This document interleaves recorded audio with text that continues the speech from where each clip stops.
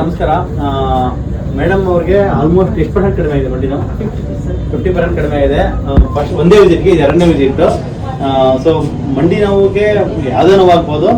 ಏನಕ್ಕೆ ಅಷ್ಟು ಬೇಗ 50% ರಿಸಲ್ಟ್ ಬಂತು ಅಂತಂದ್ರೆ ನೀವು ಹೇಳಿ ಏನಕ್ಕೆ ಅಂತ. ಯಾವಾಗಿಂದ 3 ತಿಂಗಳ ಡಯಟ್ ಮಾಡ್ತೀವಿ. ಏನೇನು ಮಾಡ್ತಾ ಇದ್ದೀವಿ ಡಯಟ್?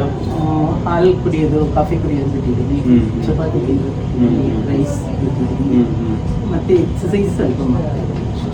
ಬೇಸಿಕ್ ಆಗಿ 3 ತಿಂಗಳಿಂದ ಮಾಡ್ಕೊಂಡ್ ಬರ್ತಾ ಇದ್ರೆ ಈಗ ಒಂದು ಇಂಜೆಕ್ಷನ್ ಕೊಟ್ಟ ತಕ್ಷಣ ಸಡನ್ ಆಗಿ 50% ಕಡಿಮೆ ಆಯ್ತು.